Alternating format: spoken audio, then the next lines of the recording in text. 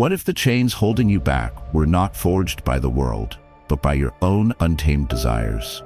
What if true freedom wasn't about getting everything you want, but about wanting nothing that is outside of your control? There is a path to mastering these inner forces, a daily routine for the mind. 5 daily steps to control desire. Stoic routine, mental power, compiled and published by Stoic Power. Lesson 1. Understanding the nature of desire. Imagine a man lost in a vast desert, dying of thirst.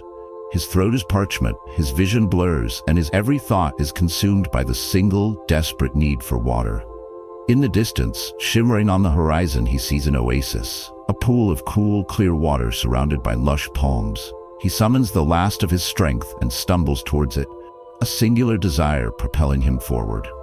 But as he gets closer, the oasis dissolves into heat, haze, and sand. It was a mirage. His desire, born of a natural need, led him not to salvation but deeper into the wasteland, more exhausted and more hopeless than before. That thirsty man is each of us. The desert is our life, and our desires are the shimmering mirages we endlessly chase. This is the scene of a fundamental inner conflict. We are creatures of desire. We want more money, more recognition, more pleasure, more security. We believe that if we can just reach that next oasis, the promotion, the new car, the perfect relationship, we will finally quench our thirst and find lasting satisfaction. The problem statement is this: our enslavement to unchecked desire is the very source of our suffering. We live in a state of perpetual dissatisfaction, our peace of mind constantly held hostage by the next thing we want. Like the man in the desert, we exhaust our life force chasing illusions that promise fulfillment, but deliver only fleeting relief, leaving our underlying thirst unquenched.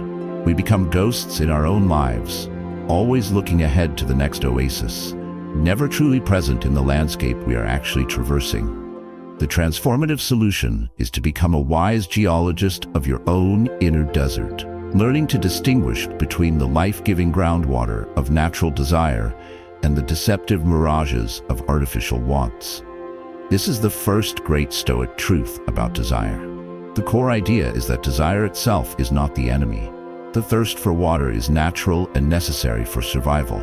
The Stoics made a crucial distinction between desires that are natural and necessary, like for food, shelter, and genuine connection, and desires that are artificial and insatiable, like for fame, excessive luxury, and the approval of people you don't respect. The goal is not to eliminate thirst, but to stop chasing mirages. It is to find the wisdom to dig a well where you stand, drawing contentment from what is real and within your control, rather than depleting yourself in pursuit of illusions. This ancient wisdom feels more urgent today than ever before. We live in a world that is a factory of mirages. Advertising, social media, and cultural pressures are constantly creating new, artificial oases designed to make us feel thirsty and inadequate. The Stoic path is a radical act of liberation from this system. It is the understanding that, as the philosopher Seneca wisely noted, it is not the man who has too little, but the man who craves more, that is poor. By learning to understand the nature of your desires, you can choose to focus on the few things that truly nourish your soul and discard the endless wants that only deepen your thirst. To begin this practice of geological surveying, you must create a desire map. For the next week, your task is to become a vigilant observer of your own thirst. Keep a small journal or a note on your phone. Every time you feel a strong pang of desire, a want, a craving, an urge, you must pause and log it. You will note 2 things. First, what is the object of the desire? E.g., the latest smartphone, praise from my boss, a sugary donut. Second, you must classify the desire. Ask yourself, is this a natural desire or an artificial one? Is this something I truly need for a good life? Or is it a mirage created by habit, boredom, or external influence? Be brutally honest with yourself. The desire for food when you are hungry is natural. The desire for a third slice of cake is artificial. The desire for connection with a loved one is natural. The desire for 1,000 likes from strangers is artificial. The goal for this week is not to deny these desires, but simply to map them. You are shining a light on the forces that pull you to see where your energy is truly going. The profound benefit of this practice is the dawn of self-awareness. At the end of the week, you will look at your map and see, perhaps for the first time, how much of your life force is being spent chasing mirages. This awareness itself is transformative. It weakens the power of the artificial desires because you can now see them for the illusions they are. You are no longer the man dying of thirst and stumbling blindly through the desert. You are the wise traveler who understands the landscape of his own soul and knows where to dig for real water. Understanding the nature of your desires is the crucial first step. Once you have mapped the terrain, you must develop the strength to walk the path you choose, rather than being pulled by every shimmer on the horizon. In our next lesson, we will begin the work of building daily emotional discipline. If you are ready to distinguish the water from the mirage, declare it in the comments below. I will map my desires. Your commitment to this first step empowers our entire community. Please subscribe to Stoic Power and prepare to build the discipline to act on this new wisdom. Lesson 2. Building emotional discipline. Daily, imagine a master blacksmith forging a sword. He does not create the blade in a single violent act. The strength and resilience of the steel are born from a patient, daily rhythm of work. Every single day, he enters his forge. Every day, he heats the metal in the fire, not once, but many times. Every day, he places it on the anvil and strikes it with his hammer, not randomly, but with controlled, precise blows. Every day, he quenches it, cools it, and inspects his work. The discipline of this daily routine is what transforms a lump of brittle iron into a legendary blade, capable of holding a razor's edge while remaining flexible enough not to shatter under stress. That lump of iron is your raw character. The daily routine of the forge is your emotional discipline. This image highlights a core inner conflict in our quest for self-control. We want the end result, the strong, resilient character of the finished blade, but we are often unwilling to embrace the daily process of the forge. The problem statement is this: we treat self-discipline as a finite resource that we use up, rather than as a muscle that we build through daily training. We wait for moments of inspiration to act, and when we feel weak or unmotivated, we abandon our practice, telling ourselves we failed. We are like a blacksmith who only shows up to the forge on the days he feels strong and inspired. On such a schedule, he would never create anything of value. His iron would remain soft and untested. The transformative solution is to embrace the Stoic mindset that discipline is not an event. It is a daily practice. It is the commitment to showing up at your inner forge every single day, especially on the days you don't feel like it. The core idea is that emotional discipline is built through small, consistent, daily acts of will. Each time you choose to do the slightly harder thing, to get out of bed instead of hitting snooze, to meditate for 5 minutes when you feel restless, to choose a healthy meal over an easy indulgence, you are striking one more blow with the blacksmith's hammer. You are not just performing an action, you are forging your own character. This is the very essence of the Stoic lifestyle. It is a philosophy of practice, not of theory. The great Stoic thinkers trained their minds daily. They reviewed their actions each evening, they prepared for the challenges of the coming day each morning, and they consistently chose virtuous action over easy indulgence. They were in the forge every day.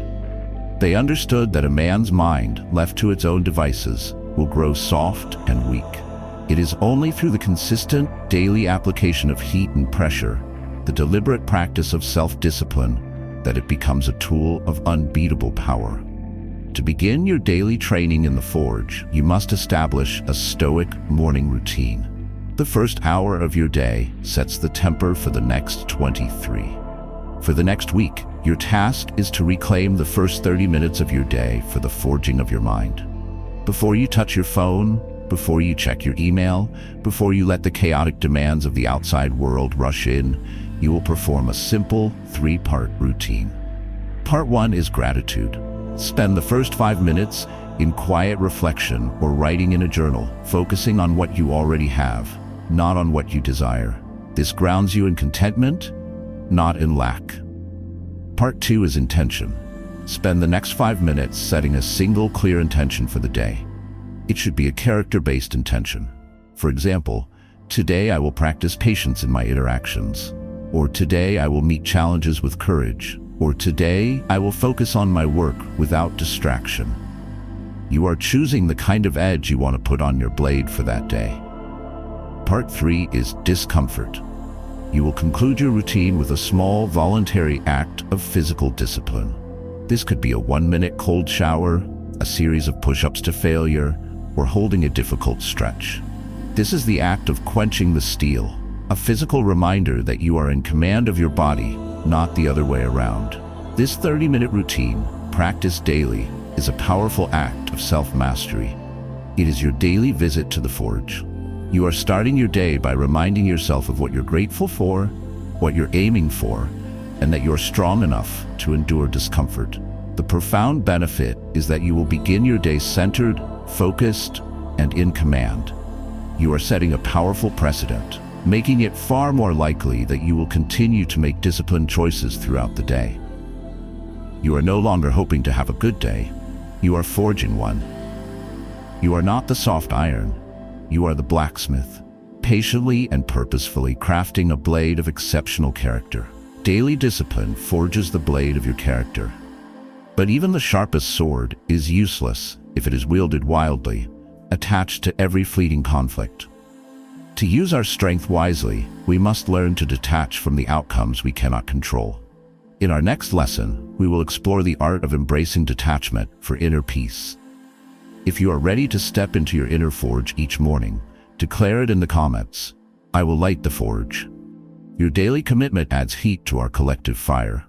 Remember to subscribe to Stoic Power to keep your blade sharp. Lesson 3. Embracing detachment for inner peace. Imagine an expert mountain climber ascending a sheer rock face. She is thousands of feet in the air, a place of immense danger and consequence. Yet she moves with a serene and focused calm. What allows for this courage? It is her trust in her anchor. She knows that she is secured to the mountain by a system of ropes, harnesses, and anchors that she has meticulously placed. This anchor does not prevent her from climbing. On the contrary, it is the very thing that gives her the freedom to climb. Because she is detached from the catastrophic outcome of a fall, she can fully devote her physical and mental energy to the immediate task of finding the next handhold, the next foothold. Her detachment is not a lack of care, it is the source of her effective action. This highlights a powerful inner conflict in our relationship with our desires. We attach our sense of well-being and happiness directly to the things we want. We think, I will be happy when I get the promotion, or my life will be complete if she loves me back. The problem statement is this. This attachment to outcomes that are not entirely within our control is the primary source of our anxiety, fear, and suffering.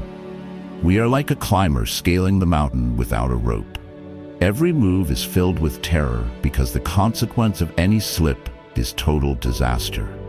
Our desires, which should be sources of motivation, become sources of deep-seated fear because we have attached our entire sense of self to their fulfillment.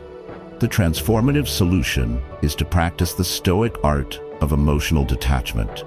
This is the act of learning to be the climber with a secure anchor. It does not mean you stop wanting things or stop climbing toward your goals. It means you stop attaching your inner peace and fundamental sense of self-worth to the achievement of those goals. The core idea is that you can pursue your desires with passion and vigor, while simultaneously accepting at the deepest level that the outcome is not entirely up to you. This detachment is your anchor. It is the understanding that your value as a person is not determined by whether you reach the summit, but by the courage, skill, and integrity with which you climb. This ancient wisdom is the key to a life of fearless striving. The Stoics would say that we should desire things with a reservation clause. Pursue your goal with all your might, but with the quiet, internal caveat, if nothing prevents me. This isn't a lack of commitment, it's a profound recognition of reality. It frees you from the paralyzing fear of failure. When you are detached from the outcome, you are free to give your absolute best to the process. You can act with boldness, because your inner citadel is secure, regardless of the external result. To begin practicing the art of the anchor, you must learn to separate your effort from your ego. For the next week, choose one important goal you are currently pursuing. Your task is to mentally renegotiate your relationship with this goal. You will perform a visualization exercise each morning. For 5 minutes, you will visualize yourself working toward this goal with perfect effort, focus, and integrity. See yourself doing everything within your power to succeed. Feel the satisfaction of performing the actions with excellence. Now for the second part of the visualization, you will imagine 2 possible futures. First, visualize yourself succeeding and achieving the goal. Allow yourself to feel the joy and satisfaction, but notice that your core sense of self, your inner anchor, remains unchanged. You are still you. Next, visualize yourself failing. Imagine the outcome you fear most. The project is rejected, you don't get the job, the relationship doesn't work out. Allow yourself to feel the sting of disappointment, but then bring your attention back to your anchor. Remind yourself that even in this failed outcome, you are still whole. You still possess your character, your virtues, your ability to try again. Your worth was never on the line. By practicing this visualization, you are rehearsing detachment. You are teaching your brain that your well-being is not contingent on the external result. You are strengthening your anchor. The profound benefit of this practice is the dissolution of fear. The fear of failure, the fear of rejection, the fear of loss, all of these begin to lose their power when your identity is not tied to the outcome. You will be able to pursue your ambitions with a newfound sense of freedom and lightness. You will become the climber who can scale the most terrifying peaks with a calm heart, because she knows she is securely anchored to something that can never be taken from her, her own virtuous character. Detachment provides the security to act without fear. Now we must refine our actions, learning to choose our thoughts as deliberately as a climber chooses her next handhold. In our next lesson, we will explore the power of reframing our thoughts to control our urges. If you are ready to set your anchor, declare it in the comments. My worth is in the climb. Your commitment to this principle secures the rope for us all. Please subscribe to Stoic Power and continue the ascent. Lesson 4. Reframing thoughts to control urges. Imagine a master painter standing before a canvas that contains a dark, chaotic, and disturbing sketch. It is a sketch of an impulse, a raw urge, perhaps a flash of anger, a pang of greed, or a wave of despair. The amateur artist would see this ugly sketch and do one of 2 things: try to violently scrub it off the canvas, likely smearing the charcoal and making a bigger mess, or accept the sketch as reality and begin filling it in with dark, muddy colors, creating a grim and ugly painting. The master painter, however, takes a third path. He does not try to erase the initial sketch. He sees it simply as a first layer. He takes up his brush and with skill and vision begins to paint over it. He uses the lines of the dark sketch as a guide for a new and beautiful image, transforming the initial chaos into a component of a masterpiece. This is a powerful metaphor for the inner conflict we face with our own intrusive thoughts and urges. When a negative or destructive thought appears in our mind, the urge to procrastinate, the thought of envy, the impulse to say something hurtful, we often feel trapped. The problem statement is this: we mistakenly believe that our first thought is the final word.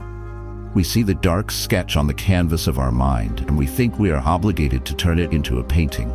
We either fight the thought, which often gives it more energy, or we surrender to it, letting it dictate our mood and actions. We are the amateur artist, either smearing the canvas or painting a picture we despise.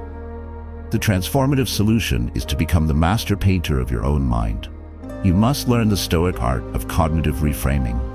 This is the skill of taking an initial automatic thought or urge and consciously painting over it with a more rational, virtuous, and helpful perspective.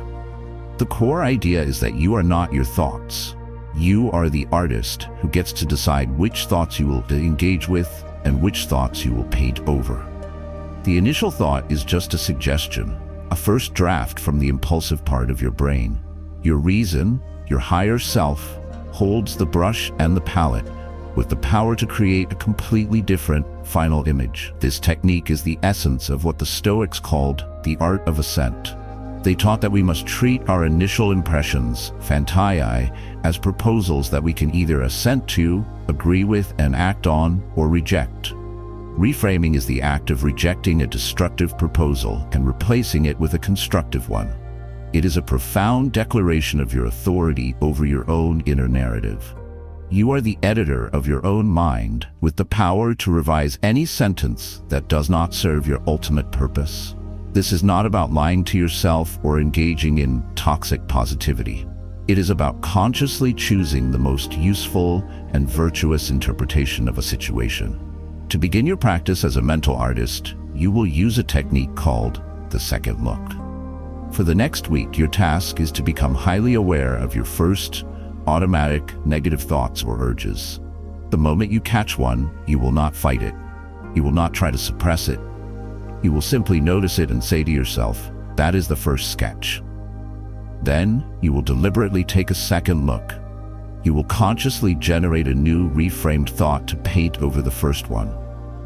For example, the urge to procrastinate on a difficult task arises. The first sketch is the thought, this is too hard, I'll do it later. You notice this thought. Then you take your second look. You consciously paint a new thought over it. This challenge is an opportunity to practice my discipline and build my strength. Another example, someone criticizes you. The first sketch is, they are attacking me, I need to defend myself. You notice this. The second look could be, there might be a grain of truth in this criticism that can help me improve. This is a chance to practice humility. Or if the criticism is unjust, this person's opinion is outside my control. This is a chance to practice my emotional resilience. You must actively generate and focus on this new reframed thought. The more you do this, the more natural it becomes. You are creating a new mental habit. The initial dark sketch may still appear, but it will have less and less power over you, because you know it is just the first layer, and you are the master artist who chooses the final colors. The profound benefit of this practice is that you will begin to systematically dismantle the automatic, negative thought patterns that lead to destructive behaviors. You will feel a new sense of creative control over your inner world. You are no longer a slave to the first ugly sketch that appears on your canvas. You are the master painter, capable of transforming any inner chaos into a work of art. Reframing your thoughts gives you control over your inner canvas. But to maintain this artistic control, you need a steady hand and a balanced posture. In our next lesson, we will explore the practice of Stoic mindfulness and balance, the foundation of a poised and controlled mind. If you are ready to pick up your brush, declare it in the comments. I am the artist of my mind. Your declaration of creative power inspires us all. Remember to subscribe to Stoic Power and continue your masterpiece. Lesson 5. Practicing Stoic mindfulness and balance. Imagine a skilled tightrope walker, poised high above the ground on a thin, taut wire. His entire world is reduced to the present moment.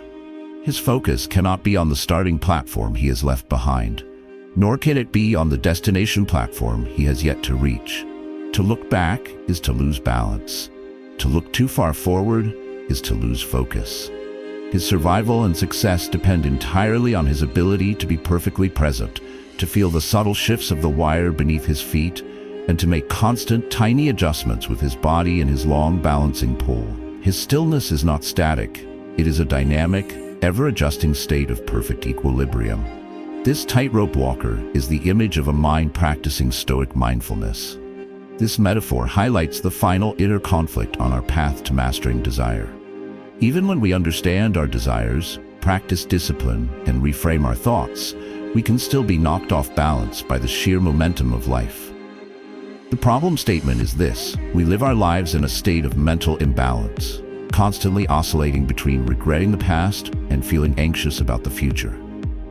We are rarely on the tightrope of the present moment. This lack of presence makes us clumsy. We overreact to small shifts. We are easily toppled by unexpected gusts of wind, and we are unable to make the small, skillful adjustments that self-control requires. We are the amateur tightrope walker, flailing our arms and looking everywhere but at the wire beneath our feet. The transformative solution is to cultivate the art of Stoic mindfulness and balance. This is the practice of bringing your full, non-judgmental attention to the present moment. It is the act of planting your feet firmly on the tightrope of the now. The core idea is that all of your power to choose, to act, and to control your desires exists only in this present moment. When you are fully present, you are balanced. You have access to your full mental and emotional resources. You can feel the pull of a desire without being toppled by it. You can notice a distraction without swerving off course. Mindfulness is the practice that integrates all the other skills we have discussed. It is the dynamic balance that makes true self-mastery possible. This is the Stoic concept of prosoche, or vigilant attention, brought to life.